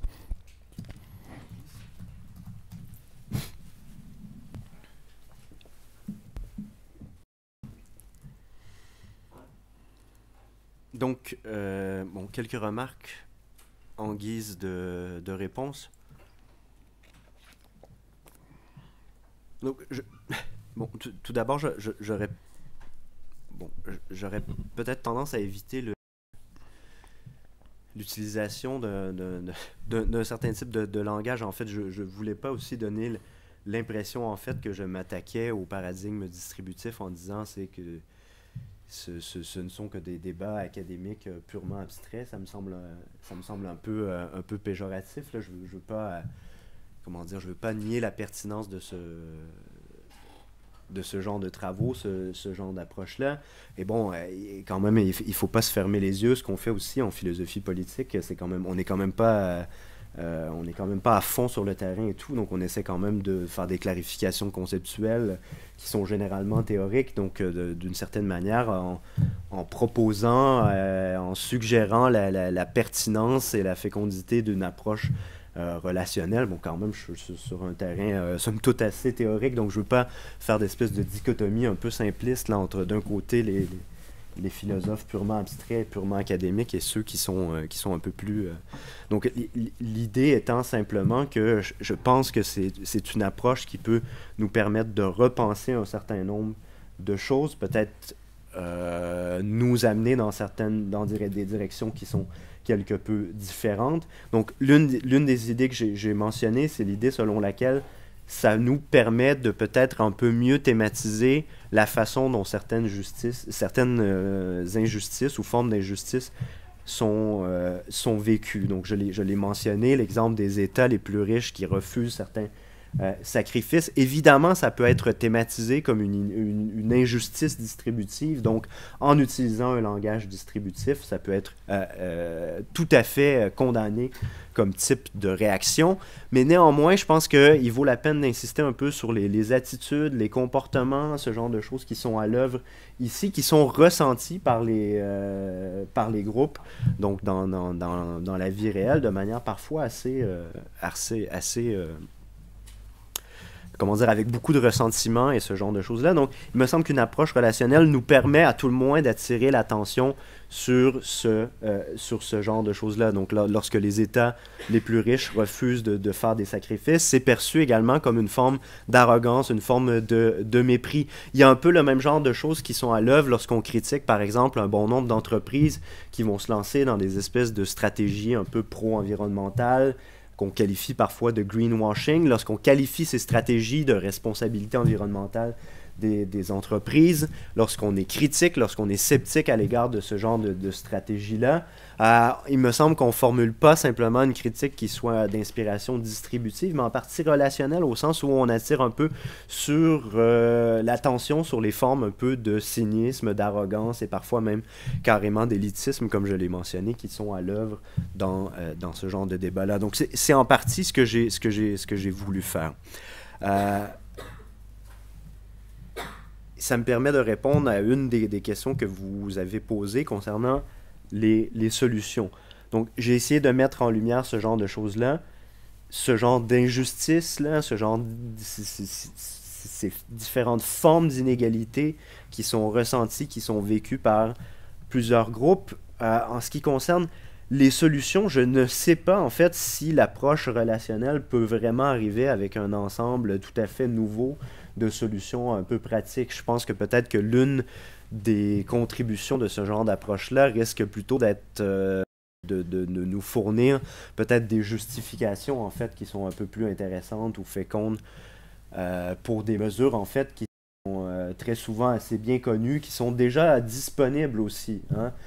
Ça, je pense que c'est important à retenir, c'est important aussi à retenir pour en ce qui concerne la façon dont on conçoit notre travail en tant que philosophe politique. Donc, on ne peut pas faire comme si nous allons éventuellement arriver avec les solutions concrètes et pratiques. Je pense qu'il y a déjà un ensemble de solutions pratiques qui sont déjà là, qui sont déjà présentes ou qui éventuellement vont surgir. Et notre objectif, c'est un peu d'essayer de réfléchir sur celles-ci, de thématiser des choses qui sont un peu déjà présentes dans les débats. Mais donc, c'est une très bonne question et je prétends pas que l'approche relationnelle puisse vraiment arriver soudainement avec des nouvelles mesures qui permettraient de changer de manière assez radicale la politique des changements climatiques. Merci. Qui veut intervenir? Ouais. Vous avez dit que pour vous, il est important de résister au prioritarisme. Vous voulez ça, non? Enfin, on entend bien, là. Je veux bien. Ouais, ça va. Plus pourquoi, selon vous, est-ce que ce serait par exemple parce que la sagesse de l'égalitarisme se perdrait un petit peu dans la réaction rapide, là je vais un peu dans le sens de ce que disait M. Renaud, une crise environnementale présente. Et d'autre part, pourquoi est-ce que ces deux approches se contrediraient nécessairement, puisque en principe du moins, elles peuvent s'articuler par exemple dans la théorie de Rawls, qui estime que pour une société soit égalitaire, elle doit se soucier du sort des plus défavorisés.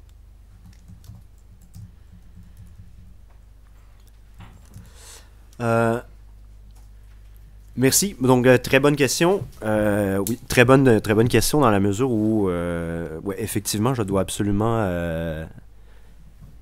gérer ce genre de problème-là, faire quelque chose avec ce genre de questions-là qui, évidemment, surgissent immédiatement. Donc, en fait, lorsque je suggérais que ce glissement, ce mouvement vers le prioritarisme dans la littérature récente pouvait être considéré comme étant problématique, c'est que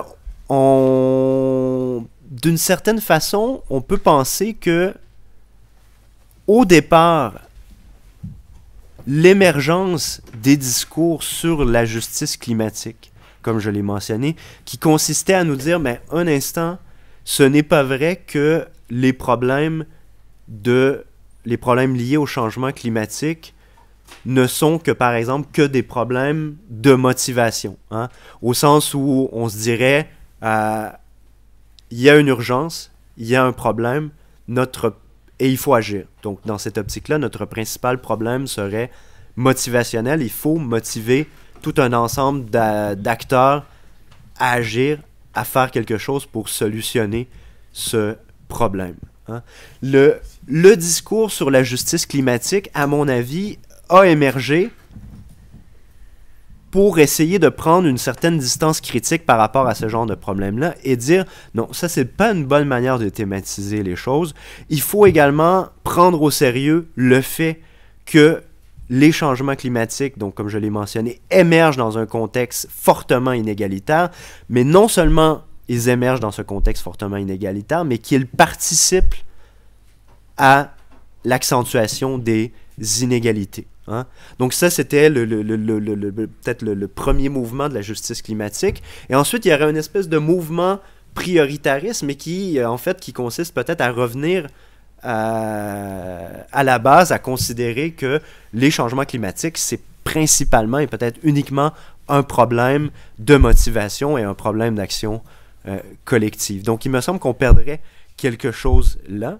Deuxièmement, il me semble aussi que l'un des aspects les plus problématiques de ces stratégies de priorisation donc de l'amélioration du sort des plus démunis est l'idée selon laquelle on doit se concentrer sur les tentatives d'éviter la catastrophe, c'est qu'on gomme, on met de côté, comme je l'ai mentionné dans la présentation, le fait que ces stratégies-là sont également développées dans un contexte fortement inégalitaire. Donc, on revient un peu avec le même problème. En ce qui concerne Rawls, c'est une très bonne remarque. Cela dit, et bon, il y a de chauds débats quand même à avoir sur cela et sur la façon dont on peut, sur les questions de savoir si on peut effectivement qualifier ou voir une forme de prioritarisme chez Rawls. Mais ce qui est intéressant chez Rawls, c'est qu'il nous propose le principe de différence comme un principe qui en fait, il nous invite à voir le principe de différence comme un principe qui impose des contraintes extrêmement sévères, à mon avis, à la justification des inégalités. Hein? Donc, c'est le projet au départ qui l'anime. Je crois que ce n'est pas tout à fait le cas dans les débats actuels, dans l'évolution actuelle des débats sur la justice climatique. Mais oui, c'est une bonne question ça, concernant Rawls.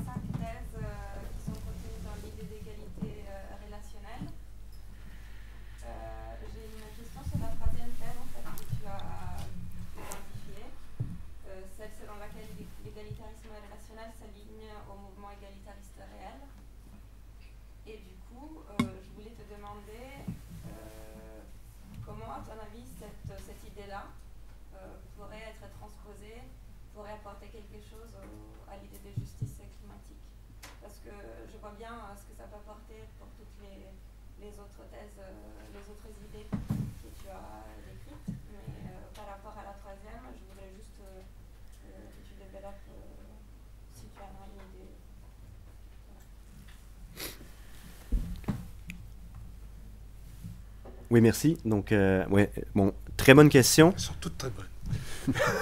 Non, mais c'est vrai, c'est une bonne question. C'est vrai. Non, je suis honnête. S'il y a vraiment de mauvaises questions, je vais le dire. Vas-y.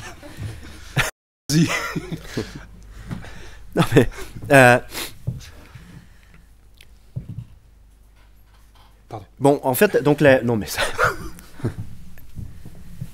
Donc, dans la présentation, je l'avais rapidement suggéré, sans trop développer.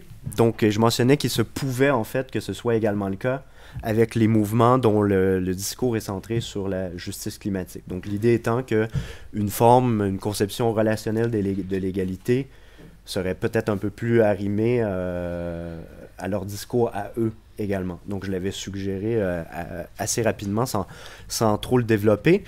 Bon, cela dit, la manière, à mon avis, de le développer, c'est d'insister sur le genre de choses que j'ai essayé de mettre en lumière un peu plus loin dans la présentation, quand je mentionnais également que parfois, il y a des formes de traitement des groupes, des individus. Il y a aussi un ensemble d'attitudes, de comportements auxquels sont soumis les individus ou les groupes qui ne sont pas purement et uniquement interprétés en langage distributif. Hein? Autrement dit, la réaction de ces groupes-là, ce n'est pas de dire que, oh, un instant, il y a un problème d'inéquité distributive selon l'égalitarisme de la chance. Ces groupes-là vont réagir en disant, bon, ben, manifestement, la façon dont la politique des changements climatiques, la façon dont les négociations ont cours, par exemple, certains discours témoignent une forme d'arrogance, une forme d'élitisme, une forme de mépris même à notre égard. Ça, à mon avis, c'est présent dans les discours de certains groupes qui mobilisent le langage de la justice climatique. À mon avis, c'est présent dans le discours qui est articulé par un groupe comme Climate Justice Now, qui va avoir tendance à utiliser ce genre de langage-là. Et si on essaie un peu de se représenter philosophiquement le genre de revendication qu'il formule, ben, il me semble que c'est utile de référer à ce genre de choses-là, hein? Des attitudes de mépris, d'arrogance, etc. Ça permet de thématiser la façon dont eux vont se représenter les injustices climatiques. Donc, ce serait peut-être une manière d'essayer de donner un peu plus de chair à la troisième thèse, comme tu le mentionnes bien. Hein? Bon, cela dit, j'aimerais peut-être rebondir sur cette remarque, en fait, pour une option qui est un peu plus, en fait, qui est un peu plus troublante. Je l'ai mentionné rapidement dans la présentation. Une autre option, mais qui ne va pas tout à fait dans le même sens, c'est de dire, mais ça, c'est même pas important. Donc, je l'ai mentionné tout à l'heure, quelqu'un comme Caspar Lippert Rasmussen, par exemple, va dire, si vous me dites que l'égalitarisme relationnel est un peu plus arrimé au discours politique réel des mouvements égalitaristes, ça ne m'impressionne pas parce que c'est même pas un objectif que nous devrions viser. Notre objectif, c'est de déterminer ce qui est philosophiquement juste. Hein? Et si les groupes réels dans la société, si les discours réels des groupes dans la société sont éloignés de ce qui est philosophiquement juste, ben, moi, je ne m'en soucie pas. Donc ça, c'est un peu plus troublant comme posture. À mon avis, c'est complètement erroné, mais c'est assez troublant comme posture. Est-ce que quelqu'un d'autre veut poser une excellente question?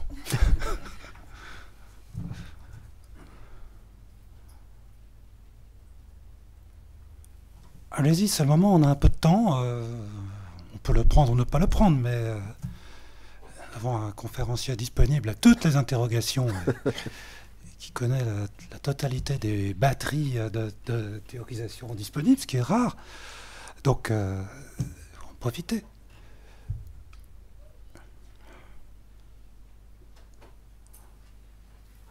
Oui, mais on ne peut pas changer. Allez-y. Oui, allez-y. Plaisir. Je vois peut-être un point faible dans la... Ce qu'il y a, c'est qu'il faut lui passer le truc. relationnel par rapport à... Il marche. Oui, il marche très très bien.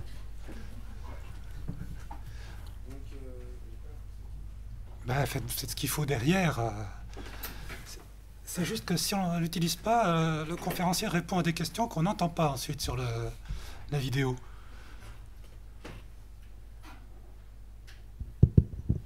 Voilà. Merci. Donc je vois un petit point faible peut-être de la justice relationnelle par rapport à distributif, que je pense pas du tout être le premier à voir, mais j'aimerais bien avoir peut-être votre réponse. C'est que l'avantage de la justice distributive par rapport à relationnelle, c'est que tout comme en termes de pauvreté, ça peut être vrai dans le climat, on est toujours le pauvre de quelqu'un, même quand on est très riche, par exemple. Et ça peut se comprendre aussi dans le climat. Et donc ce qui veut dire que dans la réalité, les représentations que ont les uns et les autres d'une situation sont peut-être parfois moins importantes que justement la crise réelle que vivent certains individus qui sont menacés en fait par ces situations. Donc la justice distributive dans ces cas-là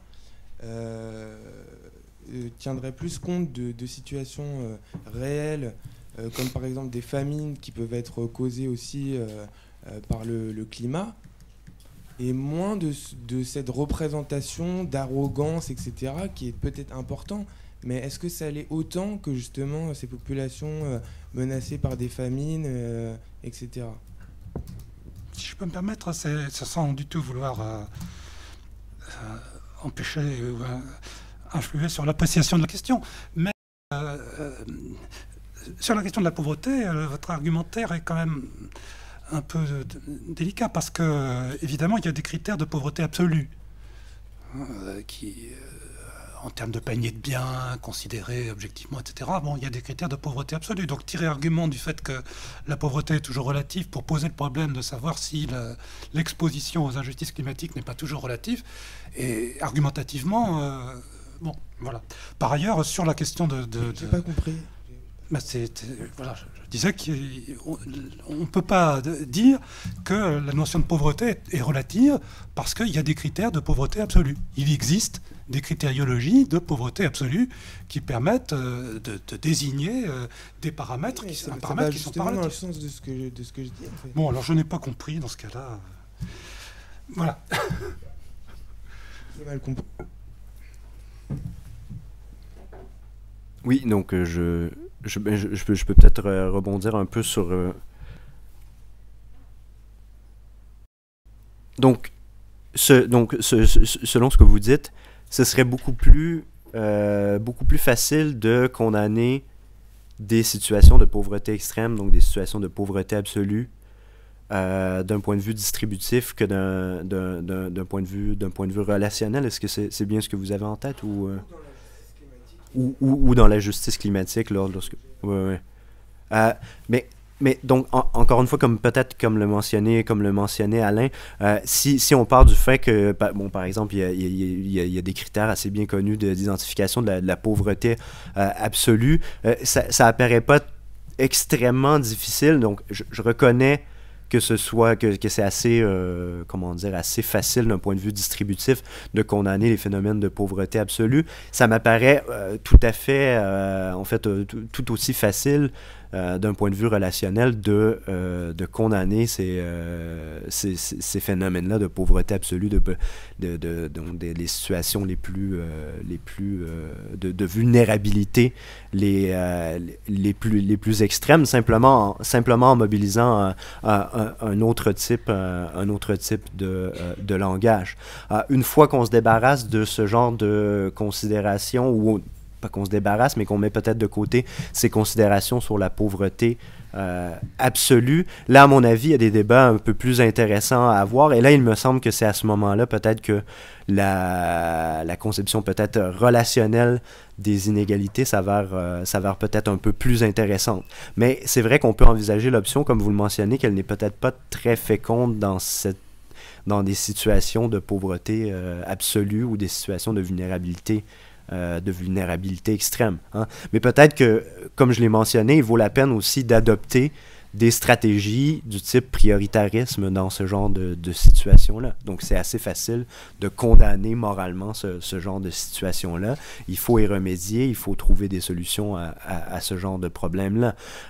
Ensuite, les choses sont un peu plus complexes et je pense que l'égalitarisme relationnel peut contribuer ici.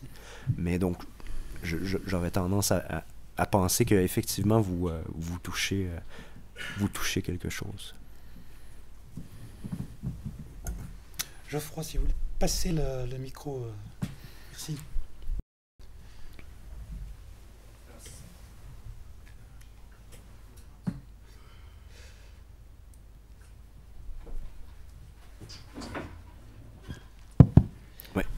Oui, ma question en fait porte moins directement sur votre intervention que sur ce que vous avez au tout début de votre intervention. Vous êtes parti du fait que pour vous le problème de justice climatique est un problème de justice globale, ce qui est effectivement acquis pour pas mal d'auteurs.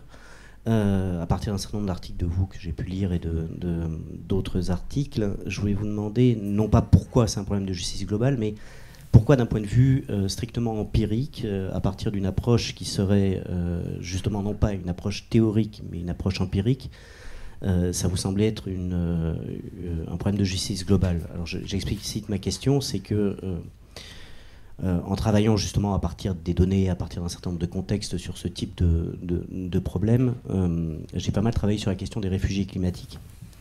Et j'ai trouvé souvent l'argument selon lequel c'est un problème de justice globale parce que justement des situations comme celle des réfugiés climatiques, qui sont des situations qui ne peuvent plus concerner pour la plupart justement les territoires nationaux ou les entités nationales, faisaient que c'était justement un problème de justice globale parce que ça concernait non plus des personnes qui appartenaient à des nations ou à des États, mais des personnes qui étaient apatrides du fait justement des catastrophes climatiques. Qu'est-ce que vous pensez de cet argument? Est-ce que vous pensez que c'est un argument fort pour justement définir le problème de la justice climatique comme un problème de justice globale?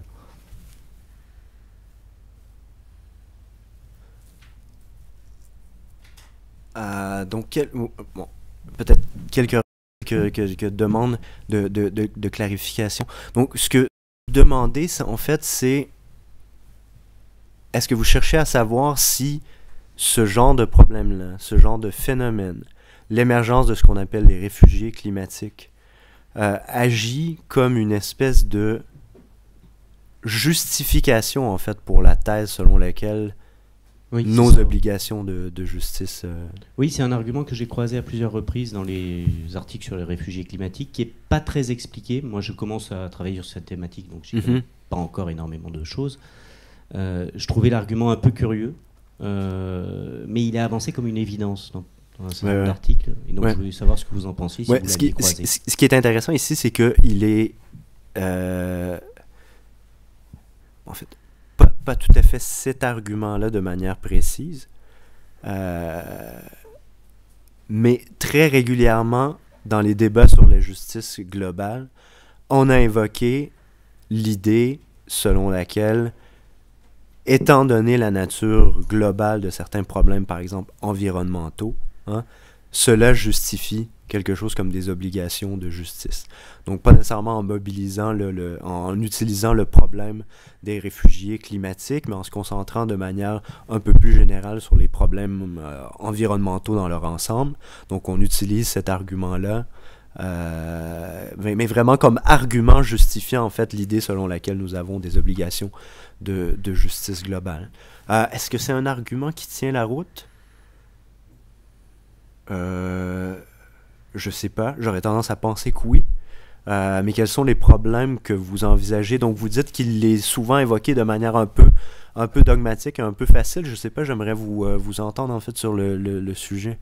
En fait, quand je dis qu'il est évoqué de façon dogmatique ou un peu rapide, c'est que moi je trouve pas l'argument très solide en tant que tel, parce que en gros, à partir des réfugiés climatiques, l'idée c'est qu'il y a un certain nombre de personnes, par exemple au Bangladesh, qui se retrouvent déplacés de façon durable, qui sont donc des réfugiés climatiques, qui ne peuvent pas retourner chez eux parce que de toute façon il n'y a plus de chez eux, ou il n'y a plus de terre à cultiver, ou c'est le problème des paysans sans terre, ou ce genre de choses. Et donc que c'est un argument qui consiste à dire à ce moment-là que ça relèverait d'une exigence de justice globale, parce qu'il faudrait les prendre en charge et créer un statut de réfugié climatique, par exemple, ou ce genre de choses. Je ne trouve pas que ce soit un argument particulièrement pertinent, parce que je ne vois pas ce qui s'opposerait à la réponse selon laquelle on dirait qu'il relève quand même des obligations du Bangladesh, par exemple, en tant que territoire, en tant qu'État, de pourvoir aux besoins de ces personnes-là. Et j'ai pas trouvé de justification, j'en ai cherché un peu, mais pas plus que ça pour l'instant, mais j'ai pas trouvé de justification plus profonde qu'une justification strictement empirique, c'est-à-dire en gros il y a des personnes à l'extérieur de chez eux et c'est à la communauté internationale. Mais je ne trouve pas que ce soit un argument particulièrement fort, parce que je ne vois pas pourquoi la communauté internationale ne se retournerait pas contre ces pays en disant bon ben voilà, ils relèvent de vos obligations politiques de pourvoir aux besoins ou à la situation de ce type de personnes. L'argument est un peu plus difficile à contrer quand on a une projection d'un État qui disparaît en raison d'une catastrophe climatique ou ce genre de choses. Mais malgré tout, c'est pas forcément un argument très fort. Et pourtant, au début d'un certain nombre d'articles, il est évoqué comme une évidence, comme quelque chose qui serait récurrent dans la littérature. C'est pour ça que je vous demandais votre avis. C'était plus un avis bibliographique et éventuellement un avis sur le fond de cet argument. Je pense que dans les débats sur la justice globale, la stratégie classique pour répondre à votre question, ce serait de mobiliser un peu à la Pauguet l'idée de responsabilité causale, en fait.